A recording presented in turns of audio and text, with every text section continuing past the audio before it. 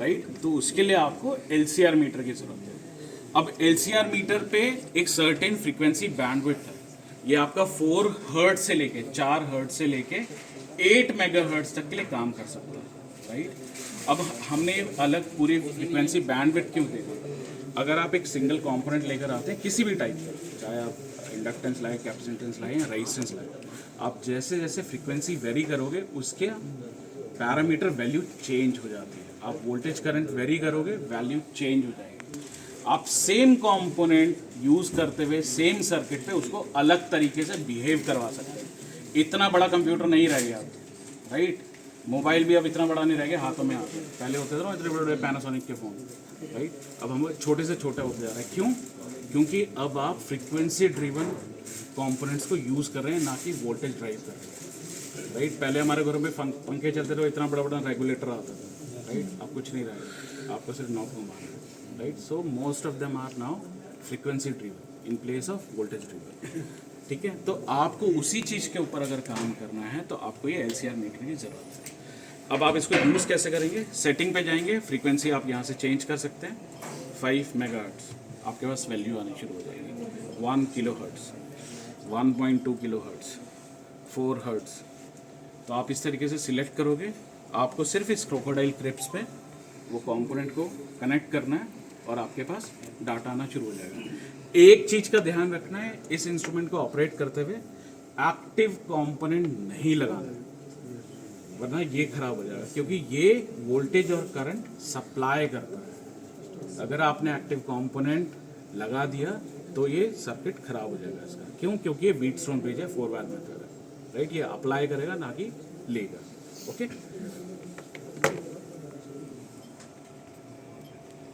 Parameters आप यहाँ से सिलेक्ट करेंगे, कोई भी पैरामीटर्स आप उठा सकते हैं, राइट। और एक बारी में आप मैक्सिमम 4 पैरामीटर्स ले सकते हैं। 4 पैरामीटर से ज़्यादा नहीं, एक बारी में आप 4 पैरामीटर लोगे, फ्रीक्वेंसी वेरी करोगे, आपके पास रिजल्ट आना शुरू होगा, राइट। इस इंस्ट्रूमेंट को कैलिब्रेट करना पड़ता है। इस इंस्ट्रूमेंट को कैलिब्रेशन की ज़रूरत नहीं है। इस इंस्ट्रूमेंट को कैलिब्रेट करना पड़ता है, क्यों? क्योंकि आपके पीको से लेके गीगा तक की वैल्यू को डिनोट करता है और एक सर्टेन फ्रीक्वेंसी बैंडविड्थ पे काम करता है। तो इसको आपको महीने में एक बारी कैलिब्रेट करना है। मैं इसको वापस फैक्ट्री रीसेट कर देता हूँ, राइट। इसको एडजस्ट करने के लिए आपको पहले एडजस्टमेंट वाले पेज पे जाना है। केबल की लेंथ सिलेक्ट कर रही है, राइट। ये 1 मीटर की केबल है, 1 मीटर आप सिलेक्ट करोगे, राइट। इसके बाद हम करेंगे ओपन और शॉर्ट, राइट। ओपन मतलब ये दोनों क्रोकोडाइल्स आपस में शॉर्ट नहीं है, ओपन है। मैं इसको सिलेक्ट करूंगा ऑल। ये जितनी भी फ्रीक्वेंसी पे काम करता है 4 हर्ट्ज टू 8 मेगाहर्ट्ज के लिए अपने आप को कैलिब्रेट कर लेगा। ये करना क्यों ज़रूरी है? क्योंकि हर मेटल वायर का अपना खुद का एक कैरेक्टरिस्टिक होता है। एक तार के अंदर रेजिस्टेंस भी होगा, कैपेसिटेंस भी होगा, घुमा दूंगा तो इंडक्टेंस हो जाएगा, राइट।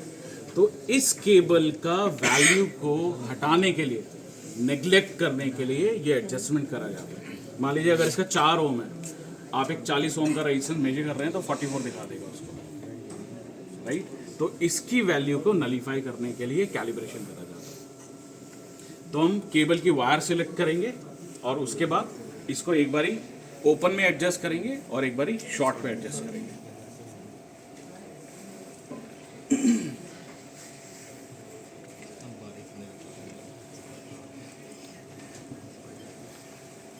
शॉर्ट पे एडजस्ट करने के लिए सेम प्रोसेस है, ऑल करूंगा एग्जिट। अब इस प्रोब के ऊपर आपको 2 V लिखे हुए दिखेंगे, V लिखा हुआ है इसके ऊपर, ठीक है। इसके ऊपर भी V लिखा हुआ है, तो आपको V को V से शॉर्ट करना है। अब आप चाहे रेड को ऊपर रख लीजिए या ब्लैक को ऊपर रख लीजिए, कोई फर्क नहीं है, ठीक है।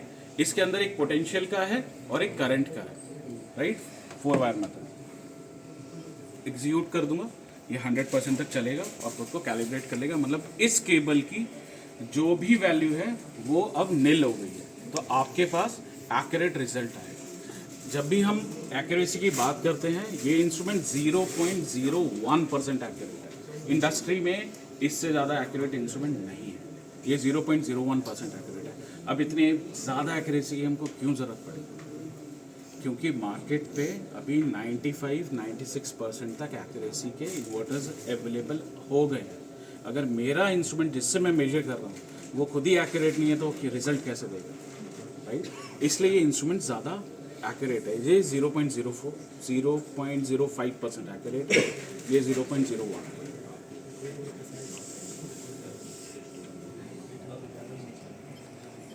राइट? और इस तरीके से आपके पास रिजल्ट आना शुरू हो जाएगा, राइट? LCR metre done. इसके बाद आता है इम्पल्स वाइंडिंग टेस्टर और आपका सेफ्टी टेस्टर। ये दोनों इंस्ट्रूमेंट्स के साथ आपको केयरफुली काम करना है, ठीक है? ये दोनों इंस्ट्रूमेंट से आपको शॉक लग सकता है, ठीक है? एक आदमी को मरने के लिए कितना करंट की जरूरत है? 10 milli ampere, right? 10 milli ampere में एक आदमी हैप्पी बर्थडे हो जाएगा, ठीक है? जो हमारी MCBs आती हैं, जो हम बोलते हैं कि 6 एम्पियर की, 16 एम्पियर की, 20 एम्पियर की, वो 20 एम्पियर पे ट्रिप नहीं होती है, वो लीकेज करंट पे ट्रिप होती है। लीकेज करंट कहाँ होता है? ग्राउंड लाइन पे, राइट? 16 एम्पियर चल रहा है, 6 एम्पियर चल रहा है। जैसे ही आपका शॉर्ट की कंडीशन बनेगी, हम घरों पे अर्थिंग क्यों करते हैं? जो लीकेज करंट है वो ग्राउंड हो जाएगा, राइट? MCB को, RCDs को जैसे ही लीकेज करंट पता चलता है तो वो ट्रिप हो जाती है, वो 6 एम्पियर पे ट्रिप नहीं होती है। तो ये आप घरों पे गलतियां मत करना, बहुत ज़्यादा होता है, हमने भी करी थी, ठीक है? अरे यार AC नहीं चल रहा, 10 एम्पियर की लगा, नहीं, ठीक है? ऐसा मत करना। लीकेज करंट के अकॉर्डिंग आपके MCBs, RCDs डिफाइन होती है, ठीक है? 16 एम्पियर, 20 एम्पियर की मत लगाना, ठीक है? तो ये दोनों इंस्ट्रूमेंट हाई वोल्टेज जनरेट करते हैं। ये जनरेट कर सकता है मैक्सिमम 4200 वोल्ट, ये कर सकता है 5000 वोल्ट, 5 kV, 4.2 kV, राइट? तो इस पे जब आप काम करें, केयरफुली करें। इस लैब में इन दोनों इंस्ट्रूमेंट पे जब आप काम करें तो प्लीज़ वेयर योर शूज, ठीक है? नंगे पैरा मत रहिए अगर इन दोनों इंस्ट्रूमेंट पे काम कर रहे हैं, और इस पे करना पड़ेगा, राइट? तो आप शूज़ पहन कर आइए। अगर आप सेफ्टी ग्लव्स यूज़ कर सकते हैं तो वो यूज़ करिए, राइट? वैसे ये आपके CAT 4 रेटेड हैं, ये हैं इतने कैपेबल कि लीकेज करंट अगर आता है तो ये खुद ट्रिप हो जाएंगे, बंद हो जाएंगे, बट स्टिल गलत टाइम का किसी को नहीं पता, राइट? क्योंकि ये इंस्ट्रूमेंट भी पीछे आपके सर्किट से कनेक्ट है, इलेक्ट्रिकल सर्किट से। अगर उसी का अर्थिंग गड़बड़ है तो फिर आपको शॉक लगेगा, राइट? तो इसके लिए आपको अलाउ करना पड़ेगा, अगर इन दोनों इंस्ट्रूमेंट में काम करें तो वो शूज़ पहन कर आएंगे। यहाँ बहुत सारी लैब्स में हम ऐसे करते हैं कि स्लीपर्स रख दिए जाते हैं सर, लोग अपने बाहर शूज़ उतारते हैं और वो स्लीपर पहन के लैब के अंदर आते हैं कि लैब गंदी ना हो। अब जैसे बारिशों के टाइम पे ज़्यादातर होता है कि, और नीचे अब हमने कारपेट लगा दिया, क्लीन करना बहुत मुश्किल है, राइट? इम्पल्स वाइंडिंग टेस्टर है आपका बहुत स्पेसिफिकली मोटर टेस्टिंग के लिए, राइट? इम्पल्स वाइंडिंग टेस्टर क्यों बोला गया है? ये इंस्ट्रूमेंट कैसे काम करता है? सबसे पहले हम सेटिंग पे जाएंगे, राइट? इस इंस्ट्रूमेंट से आपकी वोल्टेज की एक इम्पल्स निकलती है, पल्स निकलती है, राइट? पल्स आपकी डिफाइन करेगी कि आपकी जो मोटर है वो कितने वोल्टेज पे ड्राइव हो रही है, राइट? मान लीजिए 12 वोल्ट की मोटर है तो मैं 1024 वोल्ट पे टेस्ट करूंगा, स्टैंडर्ड बता रहा है, स्टैंडर्ड है इसका, स्टैंडर्ड का हम आपको दे सकते हैं, then you can read the standard according to this. आप सिलेक्ट करोगे कि आपको कितना वोल्टेज ड्राइव कराना है इससे। मान लीजिए मैं 100 वोल्ट या 200 वोल्ट या 1000 वोल्ट का सिलेक्ट करता हूँ, तो आपका ये हमारा एक इंस्ट्रूमेंट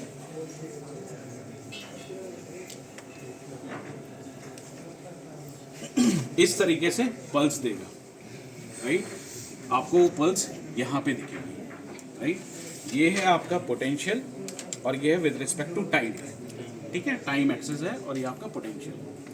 इसके बाद मेरी जो कॉइल है, जब पल्स दी जाती है तो वो एक रेजोनेट करता है इस पल्स के अकॉर्डिंग, और उसकी अपनी एक, आप मान बोल सकते हैं, डिस्चार्ज होती है कॉइल, क्योंकि सिर्फ एक पल्स है, कंटिन्यूस चार्ज नहीं, सिर्फ एक पल्स जाती है जितनी भी वोल्टेज में सिलेक्ट करूँगा। तो ये आपकी कॉइल जब डिस्चार्ज होगी, बेसिकली उसका जो नाम बोला गया वो रेजोनेटिंग है, इट्स नॉट एक्चुअली डिस्चार्ज। तो वो आपकी एक वेवफॉर्म बनाएगी। हर कॉइल की आर्किटेक्चर के ऊपर डिपेंड है, आप कौन सा मटेरियल यूज़ कर रहे हैं, आपने कितना गेज रखा है, कितना रेडियस रखा है, उसके ऊपर आप किस तरीके की इंसुलेशन कर रहे हैं, हर किसी की वेवफॉर्म अलग अलग है। ओके, अब इस वेवफॉर्म को, मेरा जो जजमेंट एरिया है वो ये रेजोनेटिंग वाली वेवफॉर्म है, राइट। अब इसको कंपेयर करने के या पास फेल करने के 6 तरीके हैं। मार्केट के अंदर अभी 2 या 3 तरीके चल रहे हैं, लेकिन ईवी व्हीकल के अंदर ये और टफ कर दिया जाए, क्योंकि इस मोटर को बहुत हार्श कंडीशन में चलना है। बारिश में भी चलाएंगे हम, 46 डिग्री 50 डिग्री पे भी चलाएंगे, जब 5 डिग्री हो जाएगा, 0 डिग्री हो जाएगा तब भी चलाऊंगा। जनरली हमारी टेंडेंसी है, गाड़ी बनी है 2 लोगों के लिए, बैठा के हम 4 लोग चलते हैं, आओ चले गोलगप्पे खाने, ठीक है। तो ये जनरल हमारी टेंडेंसी, हमेशा व्हीकल आपका ओवरलोड चलता है, आओ सिलेंडर लेके चले, ठीक है। तो ये जनरल टेंडेंसी है, हमने जितना डिफाइन करा उससे ऊपर चलता है। इसलिए इस मोटर को बहुत रिगरसली टेस्ट करा जाता है,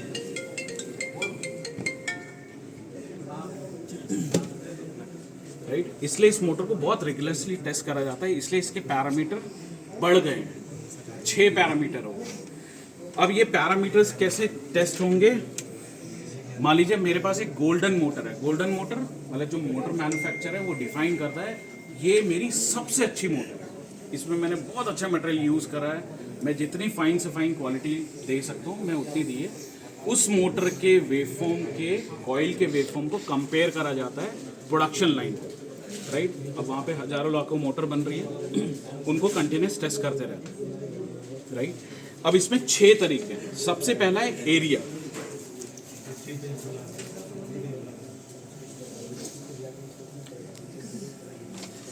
ये जो भी मैंने मार्क करा है इसको बोलते हैं एरिया।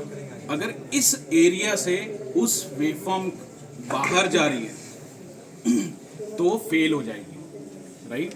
इसके बाद आता है डिफरेंस।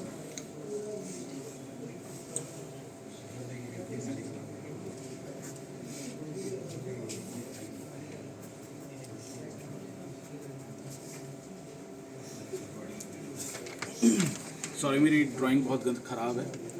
ये वाला जो डिफरेंस एरिया है इसको बोलते हैं डिफरेंस। अगर इससे एक सर्टेन वैल्यू से बाहर जाएगा तो भी मोटर फेल हो जाएगा, राइट। अब आपने ए टू डी कन्वर्टर पढ़ा होगा, right, analogue to digital. Analogue digital कैसे काम करता है? वो छोटे छोटे सैंपल्स उठाता है और सैंपल को कैलकुलेट करता है। कैलकुलेशन मतलब mathematics. Mathematics goes on formulas. यहाँ पे 2 फार्मूला लगे हैं, फ्लटर और लाप्लाशियन, राइट। अब ये क्या करता है, इस वेवफॉर्म को बहुत सारे छोटे छोटे सैंपल्स में डिवाइड कर लेता है, राइट। और उस सैंपल के ऊपर फ्लटर और लाप्लाशियन फार्मूला अप्लाई करता है और चेक करता है वैल्यू क्या है, राइट। तो और फाइन टेस्टिंग हो गई। इसके बाद आता है आपका LC-RC मेथड। ये यूके का पेटेंट है, अभी किसी के पास नहीं। अब एक कॉइल है, उसके अंदर आपके पास 2 बहुत इंपॉर्टेंट वैल्यूज है, रेजिस्टेंस और इंडक्टेंस, राइट। अगर मेरी कॉइल चेंज हो रही है, डिग्रेड हो रही है because of vibration, heating, overloading, तो आपकी कॉइल क्या होगी, धीरे धीरे डिग्रेड होती चली जाएगी, राइट। इंडस्ट्री में कैसे टेस्ट करते हैं? व्हीकल लॉन्च करने से पहले आपने देखा होगा गाड़ी को कैमोफ्लाज करके रखते हैं, वो कुछ और ही पेंट कर देते हैं, ना आपको लोगो दिखेगा, कुछ नहीं दिखेगा, सब कुछ ढक के रखते हैं, कैमोफ्लाज कर देते हैं उसको, राइट। और वो व्हीकल हजारों किलोमीटर चलती है। वो लेह लद्दाख से लेके कन्याकुमारी तक चलाया जाता है उसको। एक गाड़ी कम से कम आपकी 80-85 हज़ार किलोमीटर चलने के बाद टेस्ट होती है, तब वो फाइनल गवर्नमेंट के पास जाती है, भैया अब आप टेस्ट कर लो, हम तो हो गए सेटिस्फाइड, राइट। क्योंकि एक बारी व्हीकल को टेस्ट करने का मिनिमम पैसा जो गवर्नमेंट लेती है 25 लाख रुपए, राइट। मेरा एक बार व्हीकल फेल हो गया तो 25 लाख रुपए, राइट। आप लोग उस इंडस्ट्री को भी ज्वाइन कर सकते हैं, बहुत मज़ेदार इंडस्ट्री है, रोज़ नई गाड़ी देखो, राइट। तो अब बहुत आसान है ना, किसी और ने बनाया, आप पास फेल करते रहो, ठीक है। तो LC-RC क्या है? LC-RC में अगर आपकी जैसे 1000 किलोमीटर चला लिया आपने व्हीकल को, आप टेस्ट कर रहे हो, आप 100 किलोमीटर के बाद इम्पल्स वाइंडिंग करो, लेकिन आपको पहला वाला डाटा सेव करके रखना पड़ेगा। तो आप देखोगे मेरा LCRC कैसे डेविएट हो रहा है। अगर खराब क्वालिटी ऑफ मोटर है, LCRC आपका बहुत जल्दी डेविएट होता जाएगा। LCRC क्या है? C जो है, बेसिकली C जो है, कैपेसिटेंस जो है, वो मेरा इंस्ट्रूमेंट है। कैसे? क्योंकि पल्स तो मेरा इंस्ट्रूमेंट दे रहा है, चार्ज हुआ, मैंने जितनी वोल्टेज डिफाइन करी उसने अप्लाई कर दिया कॉइल के ऊपर, राइट। इसके बाद आपकी कॉइल पे जो भी इंडक्टेंस है और रेजिस्टेंस है उसकी वैल्यू मैं मेजर कर रहा हूँ, और LC और RC के बीच में मैं यहाँ पे डिफाइन कर लेता हूँ कि ये वाला जो पॉइंट है ये मेरा गुड पॉइंट है। अगर इससे इधर भागा या इधर भागा तो मेरा रेजिस्टेंस और इंडक्टेंस चेंज होते जा रहा है, राइट। मैं कैसे डिफाइन करूंगा कि मेरी मोटर 1 लाख किलोमीटर चलेगी? वो यही बताएगा।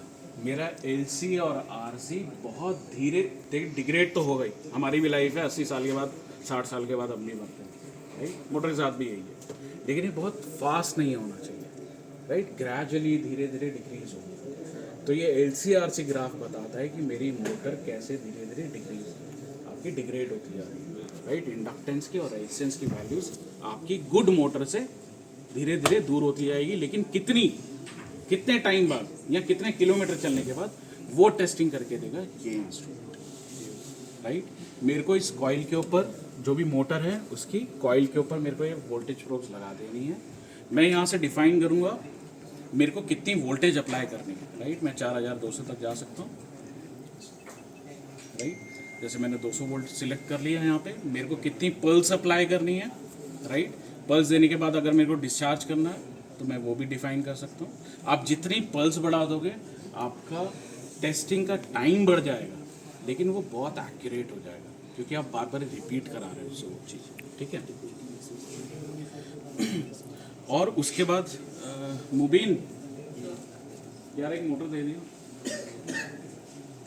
तो हम इसको कनेक्ट करेंगे। उसके बाद मैं बटन दबाऊंगा VCAL, राइट। VCAL दबाने के बाद वो ये वेवफॉर्म क्रिएट करेगा रेफरेंस वाला। फिर मैं मोड पे जाऊंगा, टेस्ट पे जाऊंगा, स्टार्ट का बटन दबाऊंगा तो आपकी टेस्टिंग हो जाएगी। एक मोटर मंगवा के हम टेस्ट करके देख लेते हैं अभी।